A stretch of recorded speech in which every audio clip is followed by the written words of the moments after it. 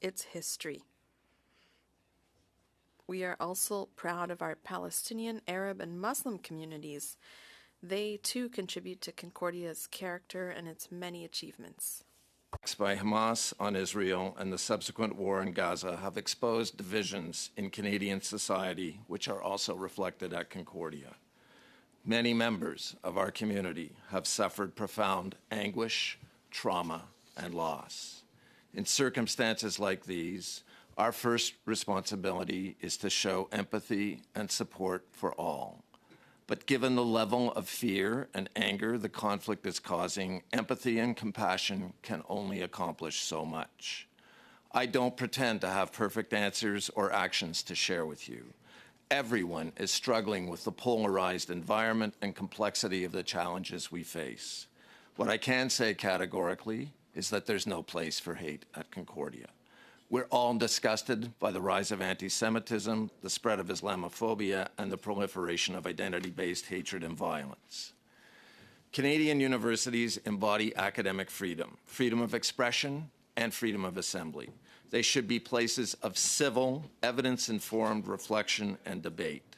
They also need to be places where people, above all our students, feel safe, where everyone can participate in campus life without fear of intimidation and harassment. Sadly, the lived experience of some members of our community has been tarnished by real and perceived acts of contempt, intolerance, and hate. A stark example occurred on November the 8th when there was an altercation between students as well as external individuals in one of our buildings downtown. Campus safety personnel tried to defuse the situation but ultimately had to call the police. 2 individuals were arrested, disciplinary processes followed, and continued even now. That incident gave Concordia a black eye. It raised legitimate questions about how we both uphold our values and ensure a safe environment for everyone. Depuis, nous avons adapté et élargi notre... Since then, we have adapted and widened our approach to dialogue and conflict resolution. We regularly collaborate with student groups. We met our union leaders. We refused or canceled certain events that we felt could likely generate a climate of intimidation. These events were planned by both pro-Palestinian and pro-Israeli organizations. And on several occasions, I addressed the community directly. Each time, I insisted on our collective role in finding solutions. Has to every situation been perfect? No. But our actions have been rooted in careful consideration and an attempt to balance the different rights at play. Following the November incident, and our community has largely responded in kind. Following the November incident, both pro-Israel and pro-Palestinian groups regularly held information tables and events throughout the remainder of the academic year.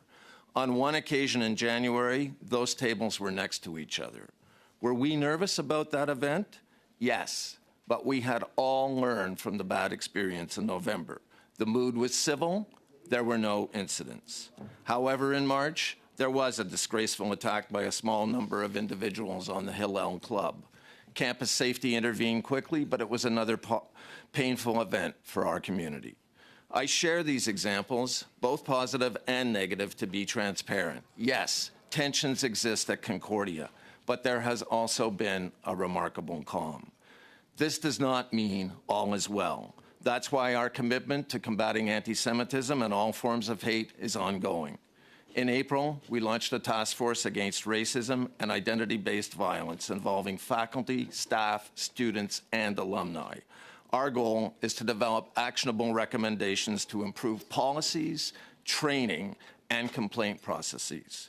At Concordia, we will continue to make every effort to ensure everyone can participate fully, openly, and yes, proudly Dr. in our Carr, campus thank you life. very much, and we'll come back to you in the questioning. We will now go to Professor Deep Saini, McGill University President and Vice Chancellor, for 5 minutes. Welcome. Merci, Madame la Présidente, et merci. Thank you, Madam Chair, and thank you, members of the committee. This committee for taking on this important study. As we have been experiencing and have heard from your recent hearings, anti-Semitism is real. It is happening across our country, and we all have a role to play in confronting it. Le conflit au Moyen-Orient a The conflict in the Middle East has led to intense debate on our campuses. We are committed to allowing free expression and peaceful demonstration, which are democratic rights. tolerate behaviors that violate university policies or the law. The safety and well-being of McGill students, staff, and faculty remain our top priority. Si les manifestations relèvent If protesting falls under freedom of expression, then it is our responsibility to make sure that it does not go beyond those limits. It must respect the law and the university's policies. And therefore, as soon as the situation on our campus started worsening, we acted. line following McGill's operating procedures to de-escalate matters and request police intervention whenever the de-escalation was unsuccessful. Nous n'hésiterons jamais à prendre les mesures nécessaires We will never hesitate to take the necessary measures to maintain an environment where everybody's rights are respected. for our campus community feel welcomed and supported at McGill is unwavering. Il est inacceptable It is unacceptable for our colleagues and our students to have felt intimidated because of events happening on campuses throughout the country. Over the years, McGill has been working in close partnership with Jewish students, staff, faculty, alumni, and external community members to put in place measures to promote inclusion, and provide avenues and resources to support the community. Less than 2 years ago, we developed McGill's initiative against Islamophobia and anti-Semitism. This was done through meaningful consultations with McGill's Jewish and Muslim communities over several months. This resulted in 21 action items, all of which are either fully implemented or are in the process of being implemented. The aim is to help address, prevent, and raise awareness on anti-Semitism and Islamophobia. We created a Jewish Student Affairs Liaison, providing the Jewish community at McGill with a direct channel to the university's senior administration to request support, report incidents, or provide resources.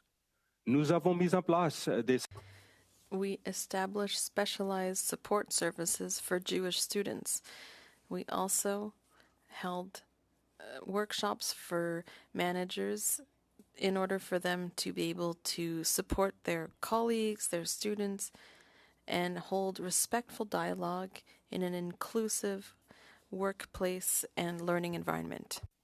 While our EDI policies are established in accordance with the laws of Quebec and Canada, we are actively reviewing our internal mechanisms to provide avenues and support for our students and colleagues, including members of the Jewish and other targeted communities that face harassment and intimidation. Just a few months ago, we launched a new reporting portal to ensure any member of McGill community can anonymously and safely report incidents of harassment, intimidation, and doxing. Now, the protesters setting up encampments and interfering with university activities is a new challenge. It is unacceptable to intimidate staff, students, or faculty. Freedom of expression must be exercised with respect. In this regard, we've seen behaviors that have repeatedly crossed the line and breached our policies. That's why we followed our internal protocols and to address the matter.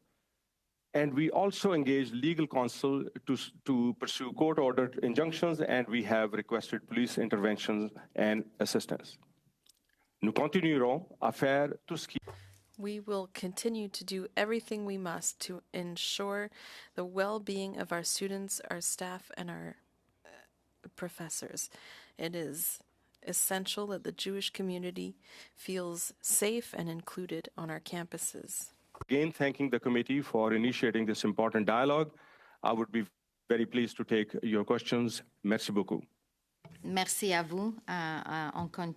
Thank you very much. We'll continue with the University of BC. Antoine Bacon. please. Bonjour tout le monde, good afternoon, and thank you for the opportunity to speak before the committee today. The issue of anti-Semitism is so important and this discussion is timely. I began my term as president of UBC on November 1st, 2023, 3 weeks after the tragic and horrific events of October 7th. My first message to the university community 5 days later was on the conflict in Israel, and we've remained vigilant and engaged since. Today, I state unequivocally that anti-Semitism is completely unacceptable at UBC and anywhere, and I will speak to our commitments and actions in support of this. I also refer you to my letter of January 19, 2024 to MPs, House Fathers, and others in response to the legitimate questions they raised about anti-Semitism at universities. We're facing difficult, distressing times around the world. We see individuals and communities deeply affected by the war and violence in Israel and Gaza. UBC is part of a global society with a diverse community of almost 90,000 people. Every global event affects some members of our community, and they evoke trauma, loss, and a wide range of complex emotion. I'm grateful that the overwhelming majority of our community, no, not everyone, sadly, have remained respectful and compassionate towards one another as the conflict has unfolded. Universities are also places of debate, sometimes protests, often sparked by global events, and recently UBC students began to take part in the broader movement that started in the United States and is now spread to Canada and all around the world. It's a very challenging situation. UBC supports freedom of expression and demonstration, the right to demonstrate. However, we do not condone behaviors that affect the safety, the security of our university community, or threaten or interfere with our operations. We're doing all we can. It's extremely challenging. It's a truly difficult situation. But let me assure everyone that anti-Semitism and any form of harassment and discrimination have no place at UBC. We have a responsibility and a shared obligation to create a learning and working environment where divergent and conflicting viewpoints can peacefully coexist. This is our mission. There are a number of policies and measures that UBC has put in place to support and strengthen a safe and respectful environment. First and foremost, UBC's discrimination policy, which governs our approach to discrimination on the basis of religion, race, place of origin, and is implemented in a manner consistent with how UBC's courts and Human Rights Tribunal implement BC's Human Rights Code. The university reviews all reported incidents of discrimination. Complaints of criminal hate speech can be directed to the RCMP for criminal investigation and potential prosecution. The UBC Student Code of Conduct sets out the standards that are expected of students and holds individuals and groups responsible for the consequences of their actions. Where a breach of these codes occurs, there's a range of potential disciplinary outcomes. Over the past year, we've also enhanced campus security, and we conduct ongoing risk assessments and situational reports to make sure we take appropriate measures to keep everyone in our community safe. Over the months, I've met with Jewish students, faculty members, community members, as has my senior administration, to understand their concerns and consider how the university can best address them. We've engaged over that time with Hillel BC, who are on campus, the Jewish Federation of Greater Vancouver, the Center for Israel and Jewish Affairs, the Special Envoy on Preserving Holocaust Remembrance and Combating Anti-Semitism, the Jewish Faculty Network, the Jewish Medical Association of BC, and the Jewish Academic Alliance of BC. We also work closely with UBC student organization to emphasize that our shared mission must include the protection of space for respectful debate and compassionate dialogue. It's not easy. UBC also provides community members with a range of supports, including academic and workplace accommodations, emergency funds, safety planning, professional support services, including counseling. The university also works very closely with Hillel BC and with individual Jewish students to address concerns that are raised through initiatives to improve the experience of Jewish students on campus. And this, of course, includes responding to reported incidents of anti-Semitism. We've also increased efforts to disseminate resources for faculty, staff on fostering respect, inclusion, safety, and critical constructive dialogue in the classroom and in the workplace. Everybody, this is a challenging time globally, and we fully recognize the concerns around anti-Semitism that the committee is studying. It was important for me to be here. Anti-Semitism has a long and terrible history, and we must always remain vigilant. Again, anti-Semitism has no place at UBC. It's our collective responsibility to do better and to find solutions Merci beaucoup. Thank you for the opportunity to speak today. Merci à vous. Thank you very much. We will now go to University of Toronto. President Professor Merrick Gartrell, please.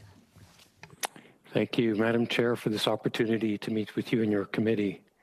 I apologize for not being there in person, but I am required to be in Toronto today.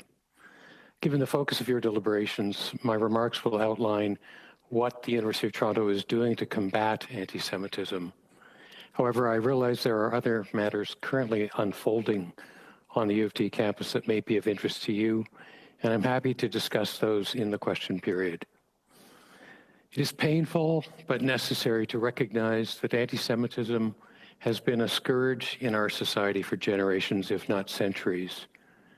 It's particularly painful for me, as president of the University of Toronto, to acknowledge our role in this sorry history.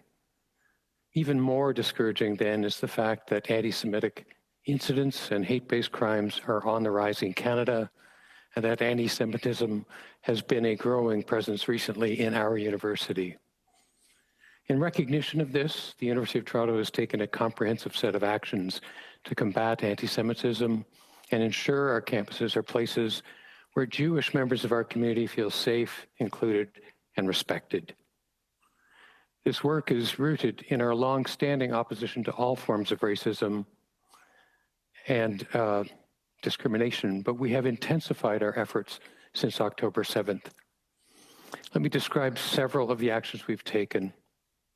In 2020, we convened an anti-Semitism working group consisting of colleagues with specialized expertise to examine the challenge of anti-Semitism. We accepted all recommendations from the working group's report.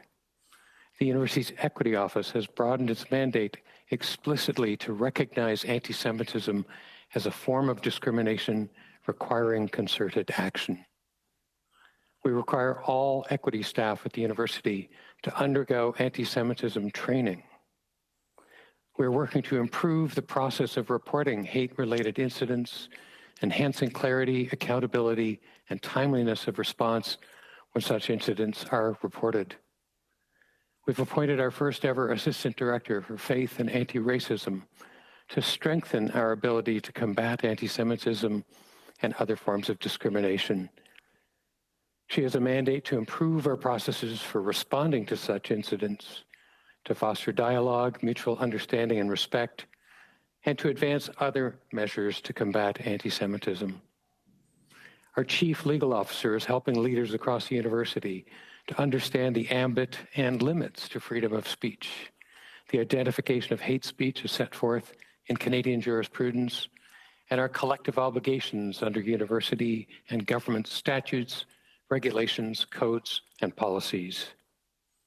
In addition, in 2022, the Temerity Faculty of Medicine and leaders of our affiliated hospitals apologized for their practice of imposing quotas for Jewish medical students and hospital trainees from the 1940s to the 1960s, sponsoring a research project that sheds light on this shameful historical practice. The Faculty of Medicine introduced a new unit on anti-Semitism and anti-racism as part of its professional training, and now consults regularly with Jewish learners to ensure they are properly supported. Since October 7th, my senior team has met multiple times with Jewish faculty, staff, and students to hear their concerns, direct them to helpful resources, and seek their advice on how we can better support them. We ensure that student organizations operate in an open, accessible, and democratic manner. Our policy has been put to the test and has proven effective in holding student organizations to account. In January, we announced a new lab for the study of global anti-Semitism at the Anne Tannenbaum Center for Jewish Studies. Its inaugural director is Ron Levy, distinguished professor at the Munk School of Global Affairs and Public Policy.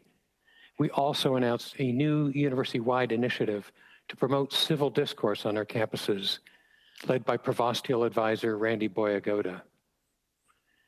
Our efforts to combat anti-Semitism are comprehensive and multifaceted. Are they enough?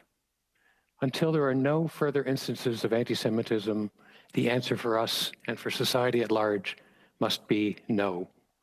But I hope you will acknowledge the diligent efforts the University of Toronto has made to address this scourge and to atone for its role in the past, while acknowledging the work that remains to be done.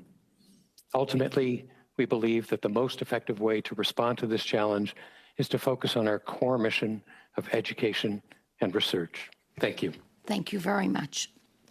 Colleagues, I am noticing that the bells have started, and it looks like there's 28 minutes left for the vote. Can I ask for unanimous consent to continue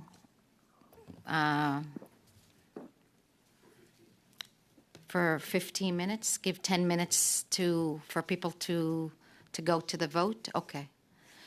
We will start with the first 6 minutes with the MP Landsman, please.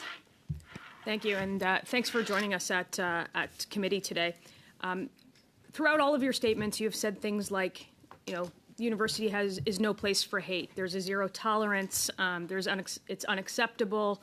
It has absolutely become a place for hate, and you can see that in the testimony from students, from faculty, and from anybody who has dealt with the administration. It has absolutely become a tolerant place for that hate, and has absolutely become acceptable on campuses and in the front courtyards. Now, I'll start with President Gertler. It's nice to see you in this environment. Have you gone to the encampment?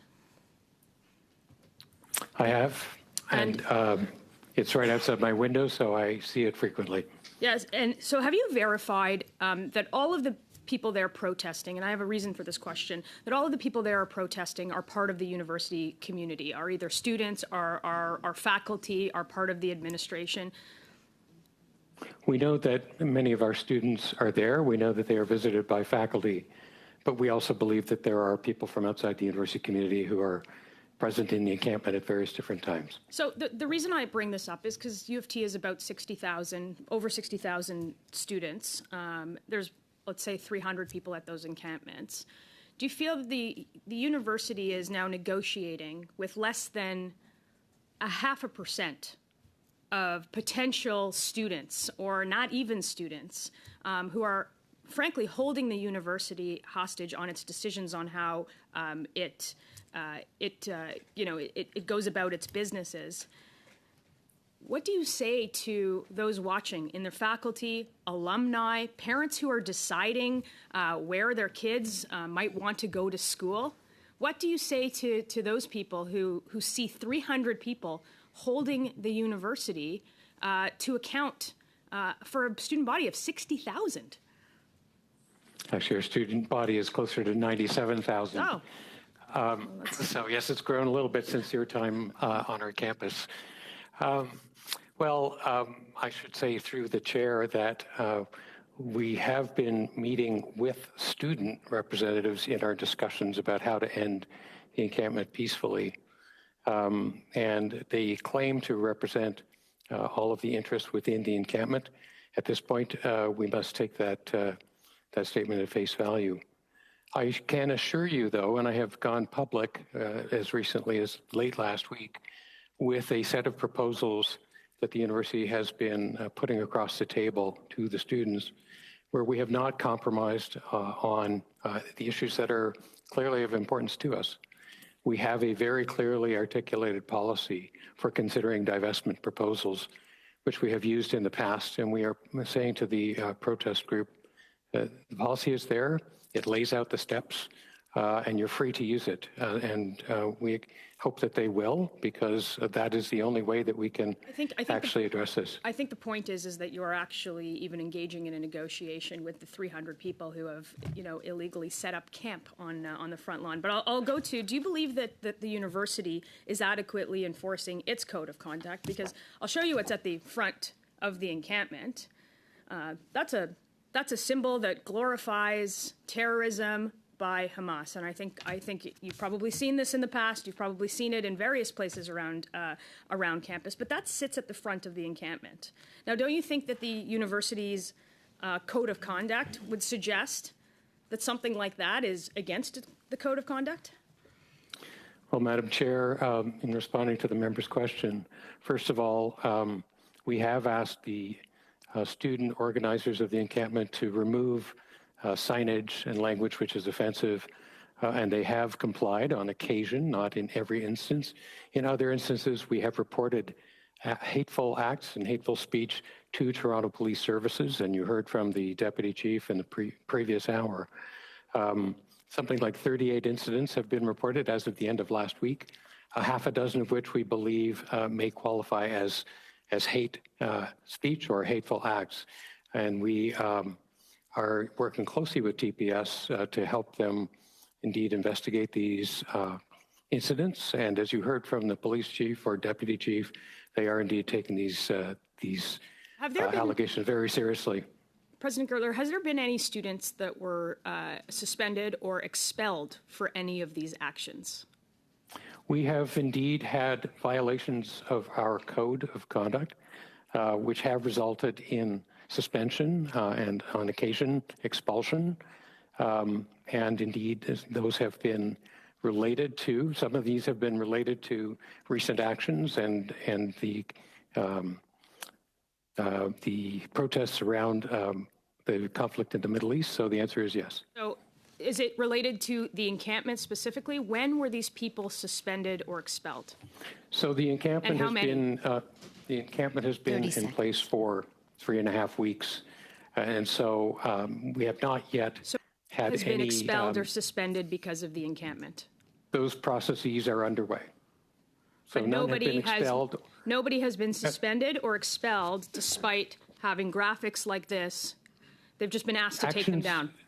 Actions are underway, but it does take some time to follow due process so that whatever conclusions are reached and whatever sanctions are recommended have indeed proper purchase. So that is our goal. Okay, thank you. Just for the interest of members as well as witnesses, I will go for 6 minutes to Mr. Housefather, 6 minutes per Monsieur Fortin. We will then break. We have resources to come back after the vote, but I will need both the witnesses as well as members to agree to that, and we can come back till 5 minutes before 1:50, 1:55. So I will now go 6 minutes, Mr. Housefather. Thank you very much. About it, and I'll need a response. Thank you very much, Madam Chair, and thank you very much for being here today. I cannot believe that in my lifetime we were having university presidents testifying before the parliamentary committee about anti-Semitism on campus. And President Carr, respectfully, I don't believe empathy should be the #1 goal. It should be protecting our kids and keeping our campuses safe of intimidation and harassment. That should be the #1 goal here. So I have some yes and no questions. I'd just like to ask everybody to say yes or no. If you can't answer yes or no, say I can't answer, but no more than that, or I'll reclaim my time. I'm going to start with President Saini, then President Gertler, then President Bacon, then President Carr. Do you acknowledge anti-Semitism is a significant problem on your campus, President Saini? Yes. President Gertler? Yes.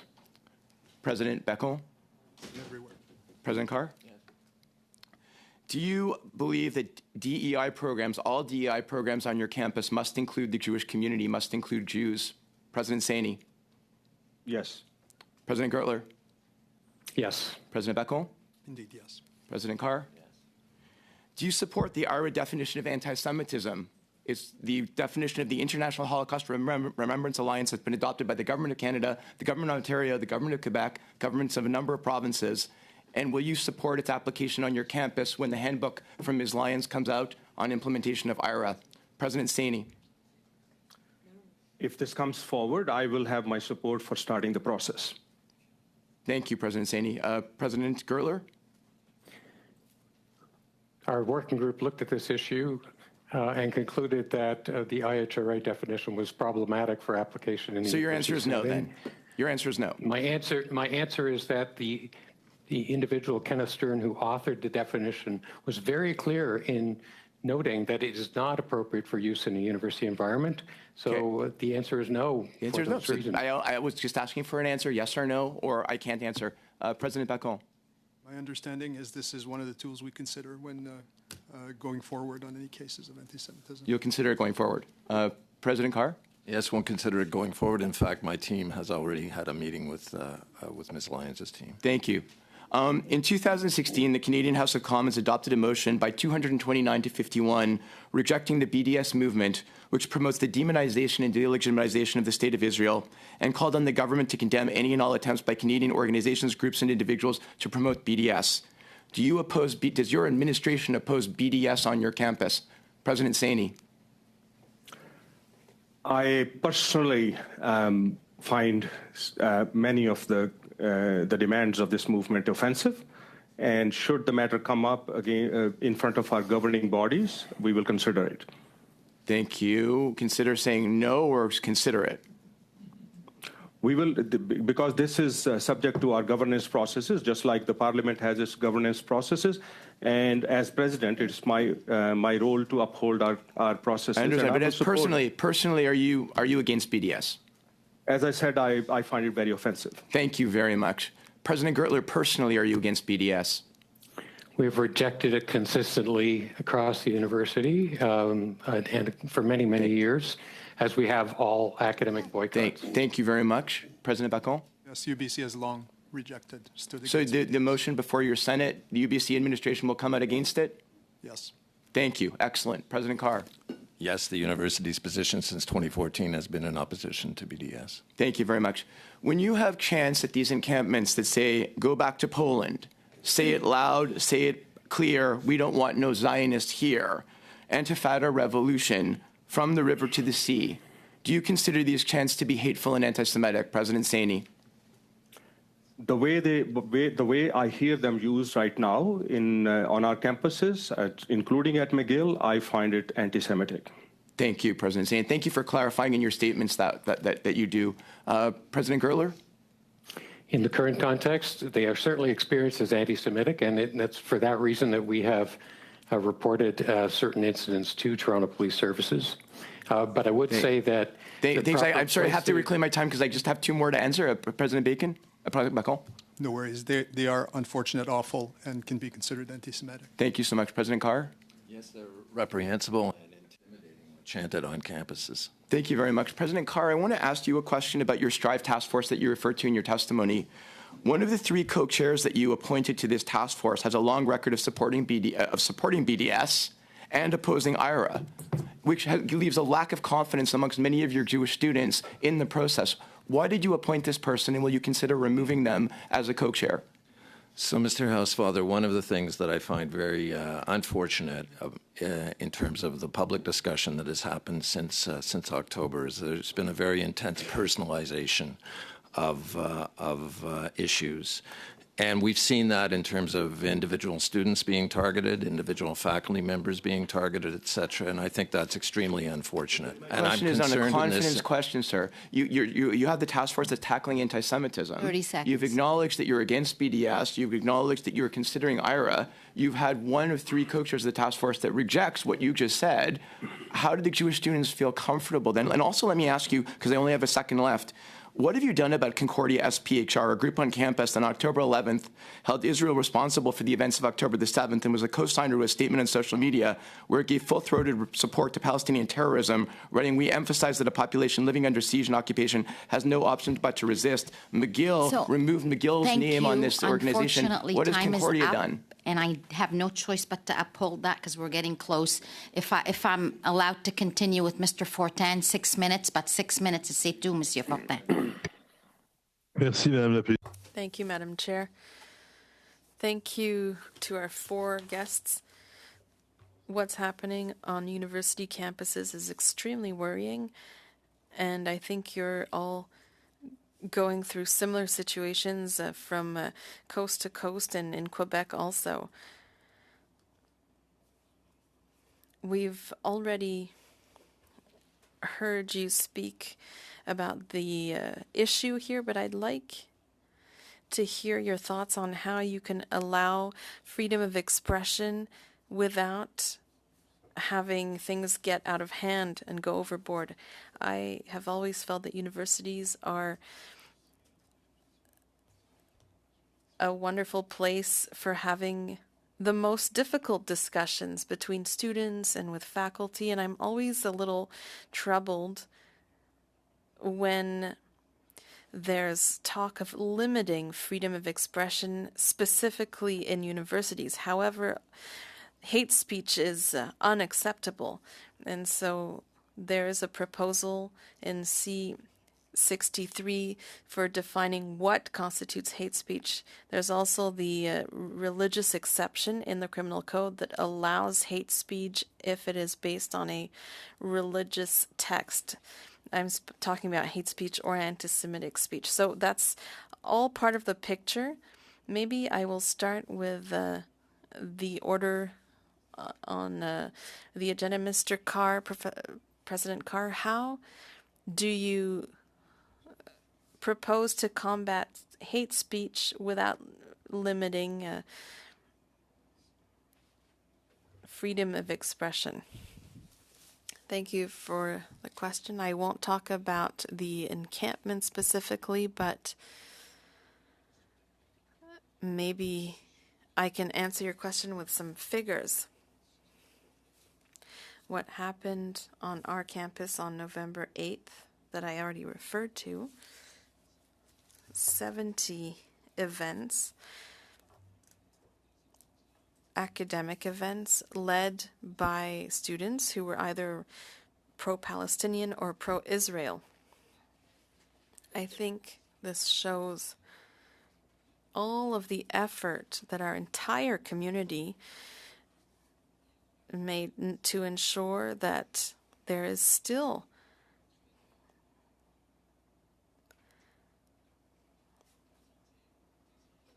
the possibility of discussing issues in a respectful and civil way. At the same time, we canceled or rejected 5 university events because we determined that they posed a risk for security of our community and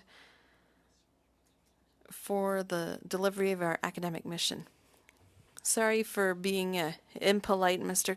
President Carr, but can you tell us what those 5 events were that you decided to reject or cancel?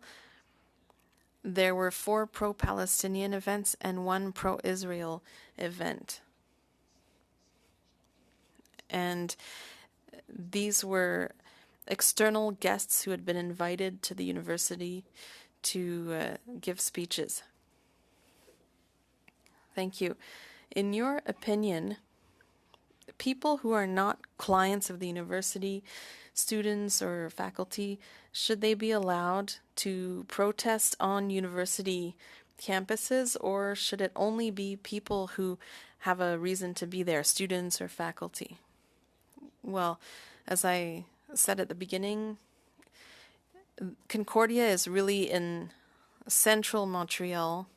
There's a metro station that opens up into 3 of our buildings, and in the past our university has always been open to the public.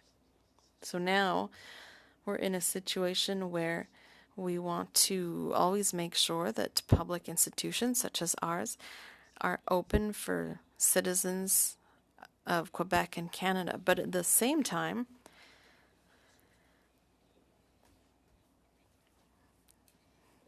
we've seen, especially after October 8th, there's a pressure from people who are not affiliated with the university.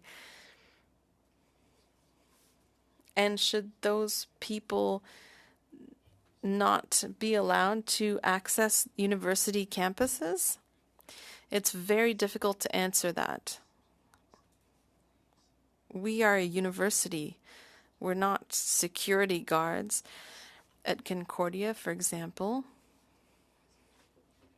there are 30,000 people on campus every single day. I have 12 security agents who work on prevention on our downtown campus. In normal times, that's fine. As my colleague said, the vast majority of our staff, faculty, and students are respectful. So there's also this issue of means, how universities can react to this, and also to maintain freedom of expression. academic freedom, which are enshrined in law in Quebec. It's not an easy balance to strike. You're absolutely right. I don't know how long I have left. That's all. Your time is up. Thank you very much, Mr. Fortin. Pending the vote, we still have minutes left, so we will come back. So suspended.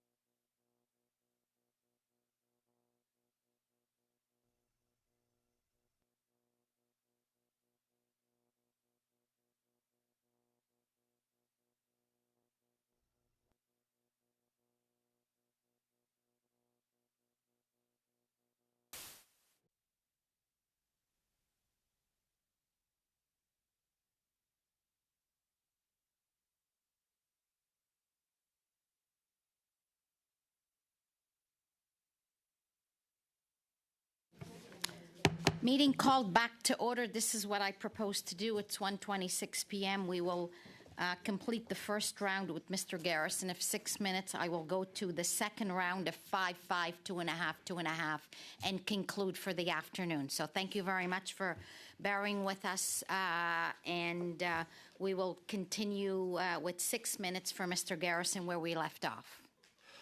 Thank you, Madam Chair. Sorry to be a bit breathless. It's not that far to the chamber. I thank the witnesses for being here today, but I have to say that I find it a bit distressing that your testimony doesn't seem to match the reality that I hear from students on campus. And not just at your institutions, but from institutions in my own riding and across the country.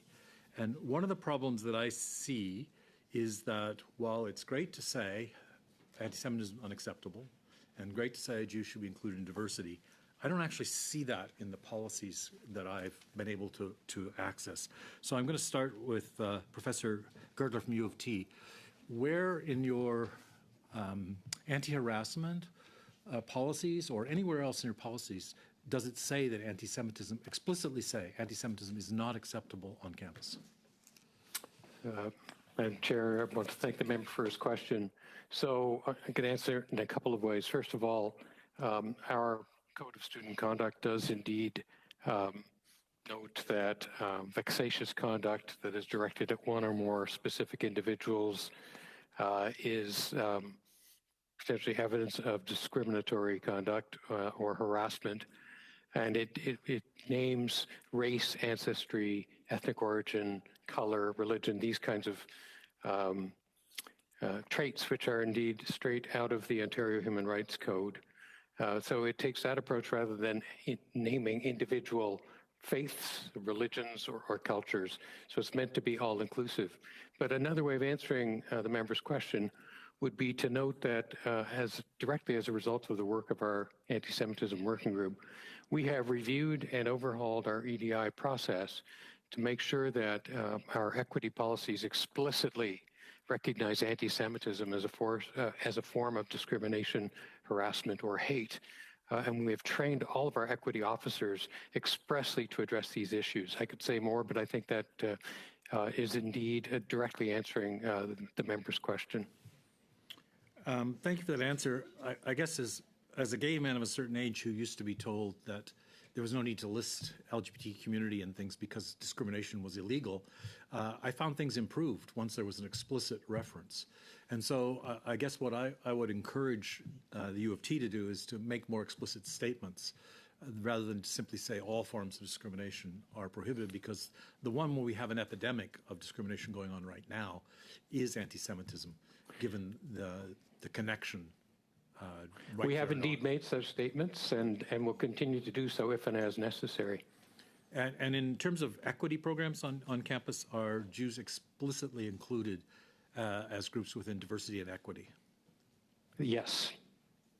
So there's a specific reference, not just a general reference? Yes. No, it's specific. Absolutely. Okay, thank you. And now to Professor Saini from McGill. Same kind of questions. Where, if at all, in McGill's policies does it specifically say that anti-Semitism is not acceptable as a form of harassment or discrimination on campus? Yeah, thank you, Madam Chair. I'll answer through you the member's question. We apply our student code with respect to discrimination, hate, bullying, harassment, or any other offensive behavior that is targeted at specific groups based on their race, religion, background, circumstance, et cetera. So it's much like how my colleague at University of Toronto described. Our policies fully cover all forms of hate against all communities. Lately, as the anti-Semitism has become much more obvious and explicit in our society, including on our campuses, we have been calling it out specifically. And we will certainly look at going forward whether any changes are needed, where we need to explicitly enshrine any particular groups within our EDI policies or discrimination policies.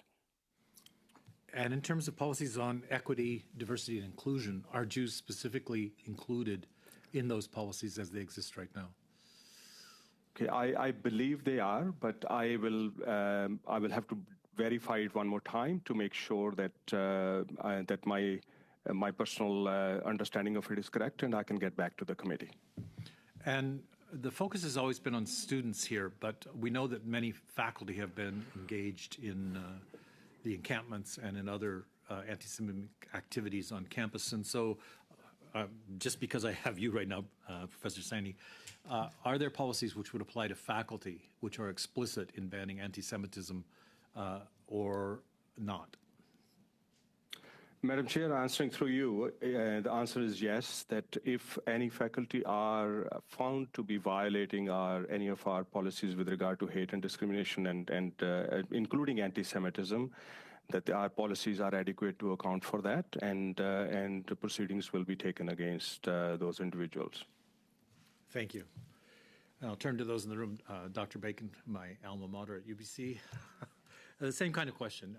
Are things actually made explicit when it comes to anti-Semitism and harassment and discrimination policies? Yeah, thank you for the question. Indeed, our discrimination policy outlines the mechanisms to address any discrimination that is protected under the Human Rights Code, very much including race, religion, and place of origin, and the policy is interpreted in a manner consistent with how BC's courts and the Human Rights Tribunal interpret. I'm sorry, time's up for this one, and now I will go to the second round, deuxième tour. 5 minutes, please, to MP Lansman. Thank you, Madam Chair. I'm going to continue with Mr. President Carr. Are you aware of the demand letter sent by Neil Oberman to the university speaking about hatred on campus? Yes, I am. So we've established that you're aware that anti-Semitism is a problem on Concordia's campus, and that there has been incidents of violence. You called them a black eye for Concordia. I would call it absolutely abhorrent and unacceptable, and an abdication of responsibility to keep Jewish students safe. But I think that's just a disagreement. You're aware that there are groups on campus that promote hatred against Jews? Which groups are you referring to? Well, I can